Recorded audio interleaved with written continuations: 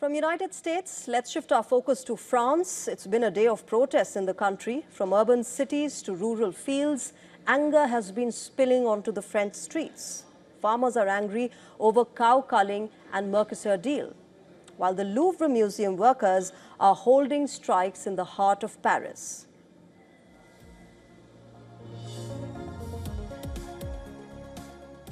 The employees of the Louvre Museum, remember, are angry over the working conditions there. The world's most visited museum remains closed for the third consecutive day.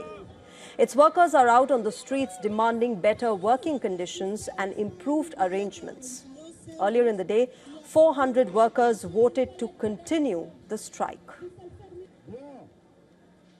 It turns out there are a number of issues that still haven't been resolved, notably the Louvre's management, which has offered no answers to the problems. As a result, staff unanimously decided not to lift the strike notice and to resume mobilization today, pending the Louvre finally providing responses that meet our expectations. Now remember, this museum is home to iconic works like Leonardo da Vinci's Mona Lisa. Nearly 2 months ago, the haste of French crown jewels worth $102 million exposed the security gaps. Last week, a water leak in the museum damaged hundreds of books.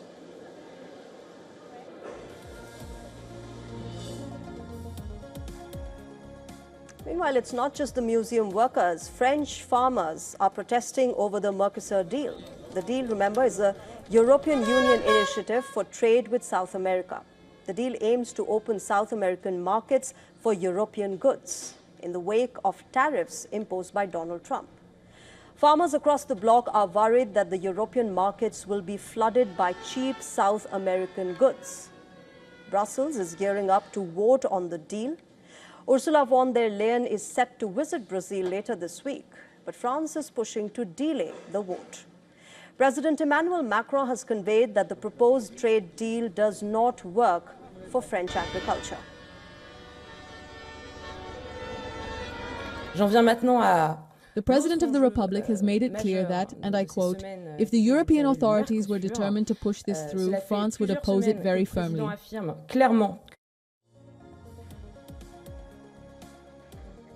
The next challenge is a lumpy disease spreading in cow herd. French authorities are carrying out mass slaughter of cows. One case is a death sentence for the entire herd. Angry farmers are taking onto the streets, blocking major highways using tractors. And so far, remember, 3,300 cows have been slaughtered against 113 cases. Farmers demand mass vaccination of cattle, but authorities are insisting on a mixed approach. As protests and strikes continue on the streets, the French government has secured a big win in the parliament.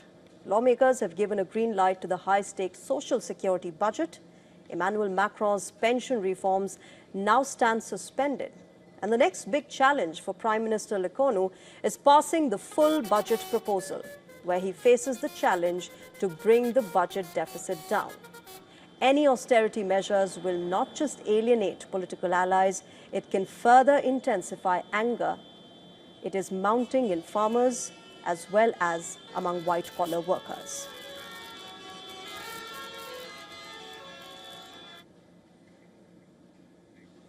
And for the latest, our correspondent Ross Cullen is with us from Paris. Let me straight away go across to him and understand what has been happening in France. Ross, I want to begin first by asking you about the farmers' protests. There have been long-term protests that have been happening. They are clear that they do not want cheap South American goods in the market. There's also the problem of cattle culling. Where do the farmers stand as of now as far as the government's assurance is concerned for them?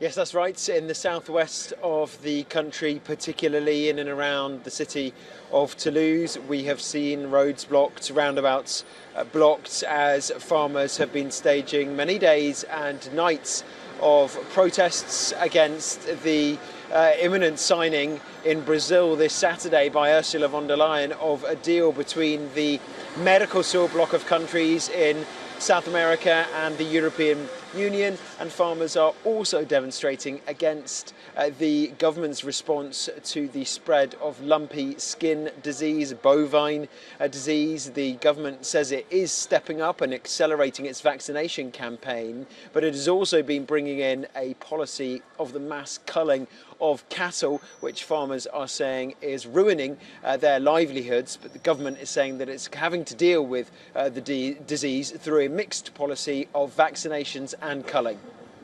Ross, on the other hand, you've got the Louvre museum workers protesting as well. And one would think this is one of the most famous museums of France, and therefore working conditions would be great there for people who are employed there. But clearly, people aren't satisfied.